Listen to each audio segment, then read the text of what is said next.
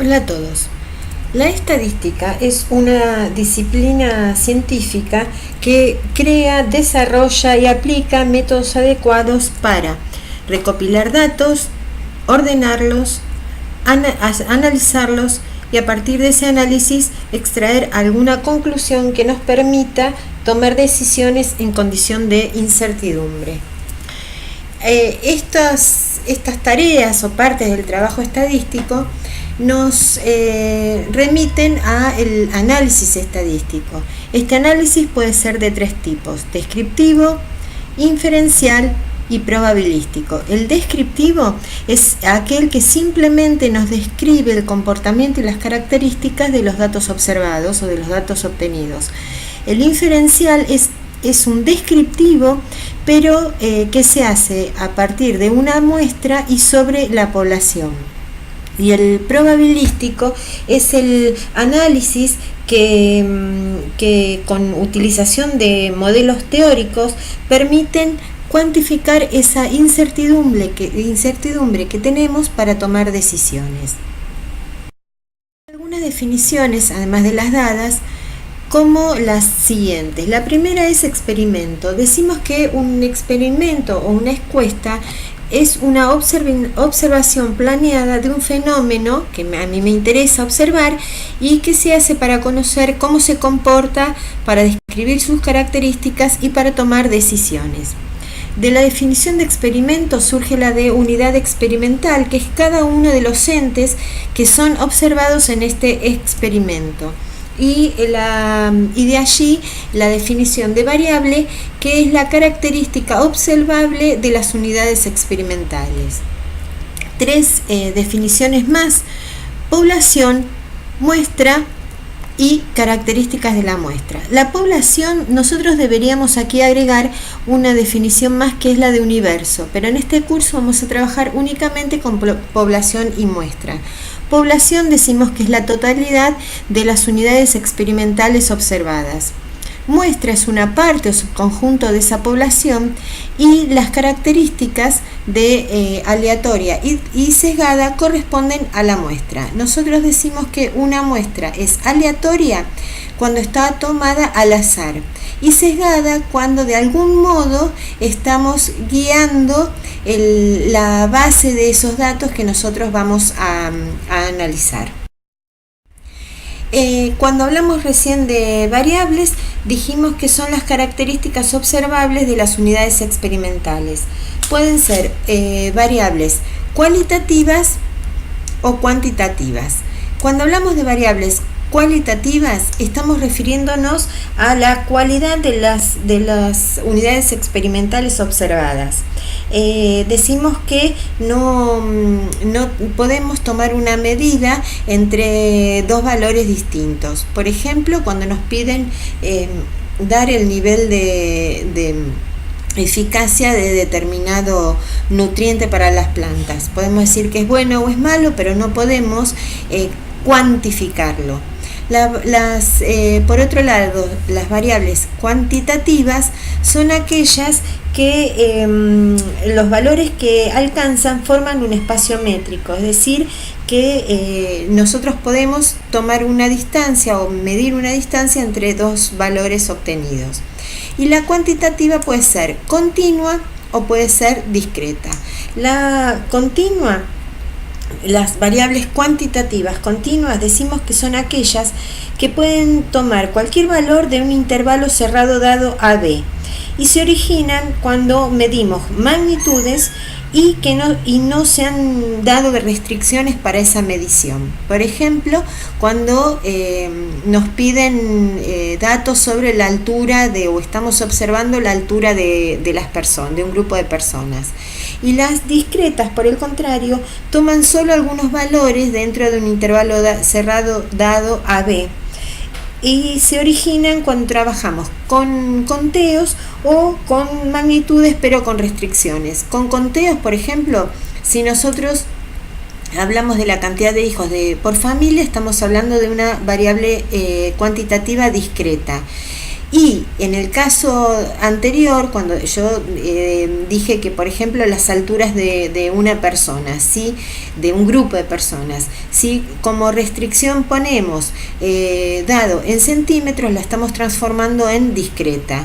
Si hablamos de edad de las personas, es continua, pero la edad de las personas en años cumplidos las transformamos en discreta. Vamos a hacer una introducción a los gráficos. Supongamos que hacemos una encuesta entre 20 familias a las que les preguntamos la cantidad de hijos que tienen. La variable que estamos observando es la unidad experimental que estamos observando es la cantidad de hijos. Es una variable cuantitativa discreta porque en este intervalo cerrado, por ejemplo, 1, 5, no pueden tomar cualquier valor, sino que son valores enteros. Uno de los gráficos que podemos hacer es el gráfico de barras, también llamado gráfico de bastones. En ese caso es apenas en lugar de la barra es apenas un bastón. En este gráfico es un gráfico de 2 ejes también. Por ejemplo, nos dice que 2 hijos hay 6 familias que respondieron que tienen. 3 familias, 3 hijos, 9 familias. También podemos tener un gráfico de torta. Este es un ejemplo, pero por lo general también aparecen con los porcentajes. Este es más visual cuando nos interesa justamente conocer así a simple vista o darnos cuenta a simple vista cómo van variando esos datos. Y el último es un pictograma. El pictograma se utiliza especialmente cuando queremos llamar la atención fuertemente sobre algo. En general se utilizan, por ejemplo, cuando se habla de la cantidad de heridos en algún accidente. En general tiene un dibujo alusivo al tema que se está estudiando. Por ejemplo, acá hay todas niñitas, estamos hablando de la cantidad de hijos, y se nos da una llave o clave. En este caso, cada dibujo me indica 2 unidades. Entonces, por ejemplo, 2 hijos dijeron que tienen 2, 4, 6 familias. Si nos fijamos, 2 hijos, 6 familias. Esto, como dijimos, en este caso no es el más apropiado hacer un pictograma, pero lo presentamos aquí como ejemplo. En algún caso también nos interesa comparar dos gráficos. Por ejemplo, en este caso, la cantidad de alumnos agrupados por edad y por sexo. Los grupos de edad son los mismos. Entonces lo que se hace es graficar mujeres y varones como si estuviesen hacia el semieje positivo de las X y el semieje de las X y el semieje negativo de las X, pero estos valores no es que sean negativos, simplemente están dibujados en contraposición con los otros para tener una visión más general y más fácil de cómo es la situación. Vamos a ver ahora dos definiciones o 2 términos que se utilizan muchísimo: frecuencia simple y acumulada. En principio lo vamos a hacer para una variable cuantitativa discreta. Vamos a suponer que tenemos un grupo de chicos, ¿sí? 100 chicos, 100 niños, a quienes les preguntamos la cantidad de figuritas repetidas que tenían. Así, por ejemplo, 10 chicos nos dijeron que tenían 3, otros 10 chicos que tenían 6. Como es una variable cuantitativa discreta, hacemos un gráfico de barra o de bastones, ¿sí? Entonces, por ejemplo, 5 nos dicen que tienen 17, 5 figuritas repetidas, hay 17 niños que dicen que tienen, 10 figuritas, 28 chicos. Acá lo que nosotros presentamos es un gráfico de barra, de bastones, que nos da la frecuencia. La frecuencia es la cantidad de veces que una respuesta se repite. Supongamos que salimos a la calle a preguntarle a 100 chicos, ¿sí? 7 veces nos dijeron 7, 28 veces nos dijeron 10. La cantidad de veces que una respuesta se repite se llama frecuencia simple. Cuando a mí me interesa saber hasta cierto valor, qué cantidad de respuestas hubo. Por ejemplo, en esta tabla, donde está la F minúscula, que es frecuencia simple, a mí me interesa saber la cantidad de chicos que tienen hasta 5 figuritas repetidas inclusive. Yo tendría que decir, bueno, ninguna tiene 1, una tiene 2 e ir sumando. Para eso se hace directamente y con anticipación lo que se llama frecuencia acumulada. Entonces digo, en 0 hay 1. Si le agrego los que dijeron que tienen una figurita, que son 2, ya tengo 3 chicos. Si le agrego los 6 que dijeron que tienen 2, 3 y 6, 9.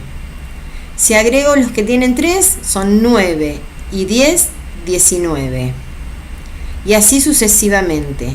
Y si se fijan, al final, 72 más 28, 100. Voy a llegar a la cantidad de encuestas que hice, que originalmente tenía como suma de la frecuencia simple. En el gráfico, ¿qué cambia? Que cuando es una variable discreta continua, hacemos un gráfico escalonado o gráfico de escaleras, ¿sí? La característica que tiene el gráfico de frecuencia acumulada, dos cosas. Primero, la F es mayúscula. Cuando yo vea F mayúscula, sé que es frecuencia acumulada. Y luego, el gráfico es siempre creciente. Como mucho puedo tener alguna parte constante. Si no, es siempre creciente. Nunca decrece. Vamos a ver ahora qué ocurre con la frecuencia simple y acumulada cuando hablamos de variables cuantitativas continuas. Supongamos que estamos midiendo la altura de unos brotes, de unos plantines. Yo no puedo decir que no puedo ordenar, como antes hicimos, cantidad de figuritas repetidas, 0, 1, 2, 3, porque habrá algunos plantines que miden 3 centímetros, otros 3,5, otros. Entonces lo que hacemos es agrupar por clases. Cuando la variable es continua, siempre debemos agrupar por clases. Cuando la variable es discreta y la cantidad de datos que tengo es mucha, puedo agrupar por clase a efectos de agilizar el trabajo. Entonces, esta columna me presenta las clases. Después vamos a hacer alguna aclaración más. Entonces, en esta primera fila están 12 plantines que en un momento determinado miden entre 0 y 4 centímetros. En la segunda fila hay 8 plantines que miden entre 4 y 8. Cada uno de esos intervalos se llaman intervalos de clase o clases directamente. Y la frecuencia simple como antes. ¿Cuál es la diferencia en el gráfico? Esta vez en lugar de barras tengo lo que se llama un histograma. El histograma es como un gráfico de barras, pero las barras están unidas unas a otras. En el anterior estaban separadas. El histograma se utiliza para variables cuantitativas continuas. Y lo necesito así porque aquí no hay saltos, la variable es continua. Entre 0 y 24, la variable ha podido tomar cualquier valor. Y lo que aparece aquí es la poligonal de frecuencias, que a veces se prefiere antes que el histograma. ¿Cómo se construye? Se construye uniendo los puntos medios de esas clases o marcas de clase. ¿Sí? Ahora, cuando hacemos la frecuencia acumulada, tenemos lo mismo, este intervalo de alturas es este de acá, pero ahora el primero es 12. El segundo es 12 más 8, 20. El tercero es 20 más 20 de acá, 40. Y tengo la frecuencia acumulada. Y lo que hago es, de 0 a 4, de 0 a 4, crece de 0 a 12. De 4 a 8, pasa de 12, acá habría que tener la marca de 12 a 20. Cuando yo llegue al final a 24, o sea, todo el rango que estoy utilizando, habré llegado a 100. Esto se llama ojiva. Vamos a hacer las aclaraciones que les prometí sobre los intervalos de clase. Supongamos que estamos analizando alguna variable cuantitativa discreta y nos dan los intervalos de clase, como se muestran. Vamos a fijarnos en la primera tabla, ¿sí? Hay 5 intervalos de clase o 5 clases: 0, 2, 2, 4, 4, 6, 6, 8 y 8, 10. La forma en que nos pueden presentar puede ser así, o puede ser como una desigualdad doble. Por ejemplo, el 0, 2 me pueden decir x mayor o igual que 0 y menor que 2. O me lo pueden dar de este modo con, sigo sobre la primera fila, intervalo semicerrado a izquierda 0, 2 o intervalo semiabierto a derecha 0, 2. En cualquiera de los tres casos me están diciendo lo mismo, ¿sí? Las tablas son similares en contenido, aunque difieren en la escritura. ¿Qué podemos observar acá?